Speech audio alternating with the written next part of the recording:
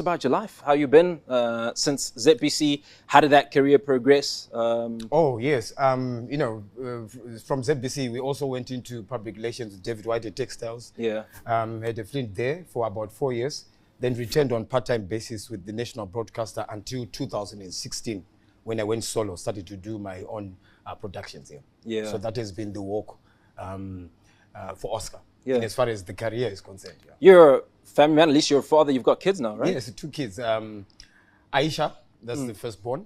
She's a girl, obvious, and the other one is Oscar Jr. Okay.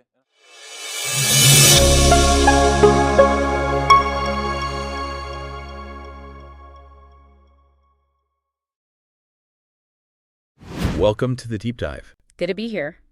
So today we're turning our attention to, well, a really remarkable life journey. It's one that's marked by some pretty steep challenges. Yeah, absolutely. And, profound transformation, too. It leads to this powerful idea he talks about, restoration. Exactly.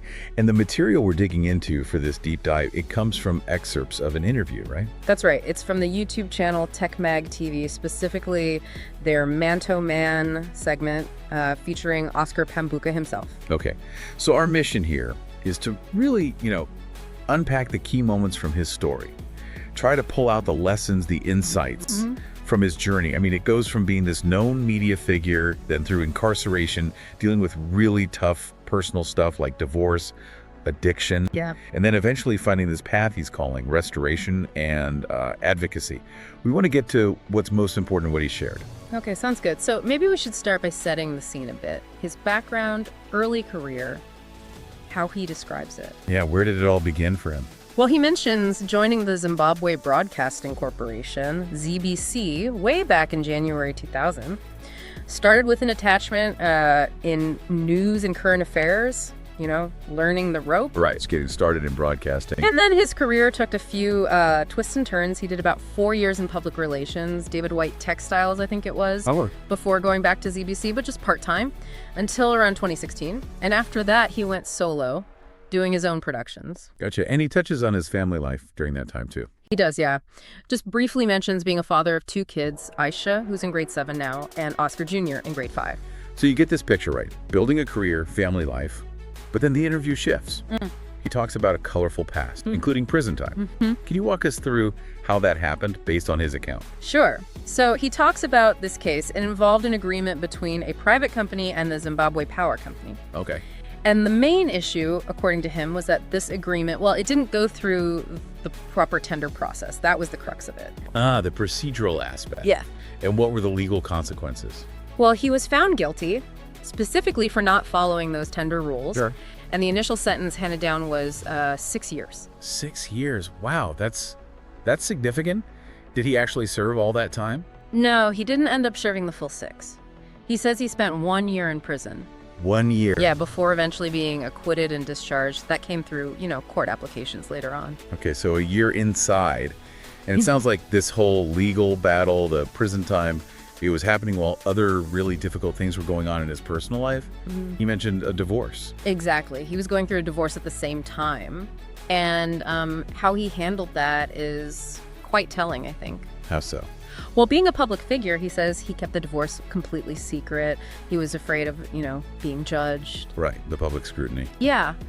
And this secrecy, he says, it led him into this kind of solitude type of life, really isolating himself. And this hiding away, the internal pain, is that what he connects to the drug use he talks about? Directly, yeah. He puts it quite starkly, saying drugs became his best friend during that period, a way to comfort that inner pain. What kind of drugs was he referring to? He mentions one specifically, calling it Crestor Myth, too. And he really emphasizes how addictive and, frankly, how dangerous it was. How did he even start using? Did he explain that? He did. He said he saw some friends, people in the entertainment industry, using drugs. And initially, he kind of admired how they seemed to be able to, cushion their emotions. Seeing it as a coping mechanism. Exactly, but he admits he didn't realize then that the relief was just temporary, and, the cost was incredibly high. And those costs, the negative effects, they started showing up even before prison, right? Yeah. He described a pretty serious decline. Oh, absolutely. He talks about it becoming a daily thing, and the consequences were, well, devastating. Significant weight loss, experiencing psychosis. Psychosis, what? Yeah. Losing his networks, his contacts. It got so bad. He had trouble with just basic things like remembering appointments, or sometimes even like what day of the week it was when he was heavily under the influence. That paints a really bleak picture. Yeah. Life just spiraling. So after going through all that, facing prison, that must have felt like hitting rock bottom. He entered prison January 19th, 2023. And yeah, he describes that initial moment as a dark moment, feeling like he was in this isolated area. Cut off from everything. Totally. A new world order, he calls it. No phone, no money, none of the usual things, just completely cut off. But then, he says something really striking. That prison, despite how awful it must have been initially, eventually became a blessing. That seems counterintuitive. It does, doesn't it? Yeah. But this is where he says the transformation really started. Yeah. He explains that prison did one absolutely crucial thing. It physically removed him from the drugs, cut off the addiction, and maybe more importantly, cut off the supply. Forced sobriety. Exactly. And that forced break, he says, allowed his health to be rejuvenated. So it's like the restriction actually provided a kind of freedom from the addiction. That's how he frames it. And beyond just the physical aspect, he really highlights that prison gave him the space, the time, for some really crucial introspection, something he badly needed. Right. What was the day-to-day like inside? Was it just isolation?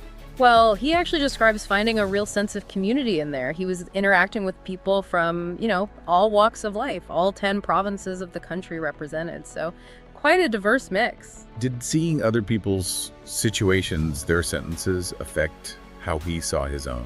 Definitely. He mentions finding some comfort, actually, and perspective by seeing guys with much, much longer sentences, like 30 years compared to his initial six. Puts things in perspective, I guess. Yeah. And he also got support from other inmates who'd, been through drug issues themselves, finding some understanding there. Plus, he credits counseling from the prison officers as being fundamental. So he doesn't just see it as punishment. He calls it a powerful learning institution. He does. An open society, he says, in terms of how inmates talked. A men's society, where they could actually communicate what was going on inside. Fears, feelings, missing their wives, whatever it was. It sounds like he made a conscious choice to use that time differently. He mentioned having a lot of free time. A lot. He figures about 17 hours a day were free time. Lights out were really early, like 3 p.m., then sleeping until 6 a.m. Wow. So what did he do with all that time? He says he focused inward. Spent a lot of time with the Word of God, particularly the Book of Psalms. He described it like a religious type of Sunday, or even like college, where the verses really started to speak to him. That must have led to some deep reflection. It seems so. He talks about really questioning himself, thinking a lot about his kids, missing their school events, stuff like that, and fully grasping the damage the media coverage had done. And that led him to decide, okay, I need to restructure the way I look at things. And he saw prison, ironically, as the best place to do it because there were no distractions. And was it during this period, this restructuring, Yeah. that he started planning for what came next, after prison? Yes.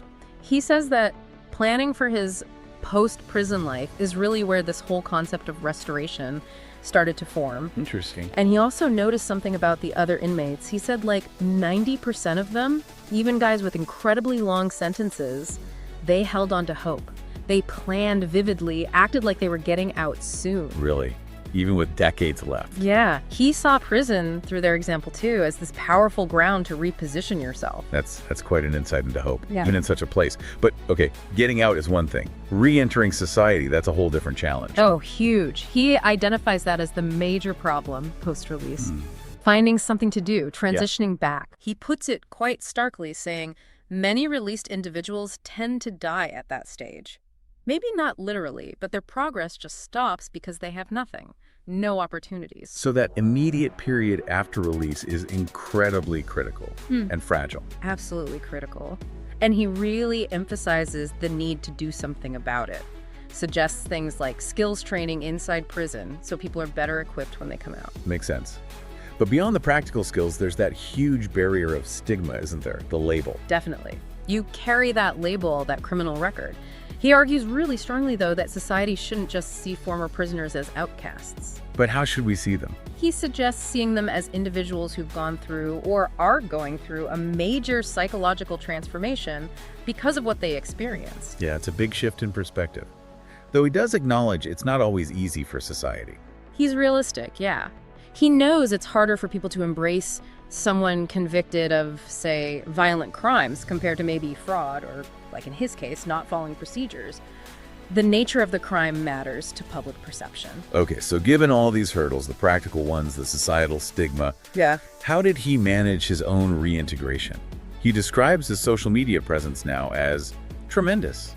He gives a lot of credit to social media, actually. He felt traditional media just labeled him. Right. But social media gave him a platform, a voice, a way to share his side, explain the journey, and sort of reposition himself, as he puts it. And then he got this really significant backing from quite a high place. Yeah, that was pivotal. The support from the First Lady, Dr. Auxilium Mnangagwa. She apparently embraced him and invited him to join the National Drug Awareness campaigns. Wow. How did that connection even happen? Well, he explains that while he was still inside, he'd taken part in some outreach programs, talking at schools and things. Apparently, the First Lady was monitoring those programs.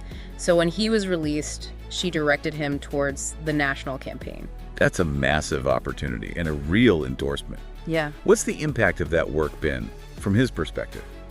He says they've covered a lot of ground, talking to youth all over. And because he's speaking from his own, harsh reality, his own experience. They carry his weight. Exactly. He's warning them it's a no-go area, and it clearly resonates. Let's circle back to his family for a moment. He mentioned having to explain his absence to his kids. That must have been incredibly tough. Yeah, he talks about that. Apparently, when he first went to court, the kids just thought he was going out for the day and would be back. Oh, wow. So when he didn't return, he initially told them he was away at a university, doing a course for that year. A difficult choice to make as a parent. For sure. But after he got back, he sat them down, showed them pictures, even the orange overalls, which they first thought were just adverts, interestingly. Kids' perspectives, huh? Right. And he explained everything. How did they take it? And what about, the school environment? He says the kids appreciated him being honest. And thankfully, the school handled it really well, treated him normally. He also mentioned how proud he was that his kids did well in school during that difficult year. That was a huge motivator for him while he was inside. That's powerful. Yeah.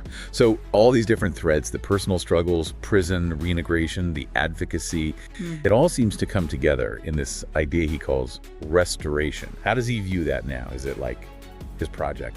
It's interesting. He doesn't really see it as something he orchestrated. He calls it a godly movement. A godly movement. Yeah. He talks about getting support from people he doesn't even know, like donations of equipment, help with travel, even arranging a trip to the U.S. He feels he's just reacting to the godly move, not leading it himself. And platforms like Manto Man, where this interview happened, they seem really key to this whole idea, especially for men opening up. Absolutely. He really hammers this point home, the vital need for these kinds of platforms. Places where men can feel safe to open up. A safe space, he calls it. Safe to share challenges, wisdom. Exactly. Encourage each other without that fear of being judged. Why does he think that kind of open communication is so particularly important for men? Well, he talks about the danger when men hide their inner man, burying struggles, emotions. He thinks that lack of communication contributes to big societal problems like domestic violence. He even notes seeing more cases of women against men now. So these platforms, he argues, they open up that needed discourse. They put a spotlight on men's issues, which sometimes get overlooked, and encourage men to share notes, basically. Learn from each other. Okay, so let's try and summarize this deep dive. We've followed his account through, a significant fall from grace, really deep personal battles with addiction, divorce. And then that unexpected time in prison, which turned into a period of learning and reflection. Right. Then the massive hurdles of reintegration, the stigma, but also finding support and eventually moving into this phase of restoration and advocacy. Yeah, and the core message that seems to come through his story is definitely one of resilience. The possibility of real transformation, even from the absolute lowest points. And the critical need for communication, for support systems, especially, as he emphasizes, for men dealing with their inner lives. Definitely. And as you, the listener, think about this journey, maybe consider the courage it takes, right, to face past struggles so openly. Yeah. Think about how much difference community support or the lack of it can make when someone's trying to rebuild. And maybe the power that comes from just sharing your own story. It really leaves you with something to think about, doesn't it? This whole idea of restoration. What does it truly involve? It's not just about the individual changing, is it? Seems like it requires more. Yeah, doesn't true restoration also need a society that's willing to be receptive, to be supportive? What role does restoration play, not just for one person, but for the health of our communities as a whole? That's a great question to ponder. Something to definitely think about. Well, that wraps up this deep dive.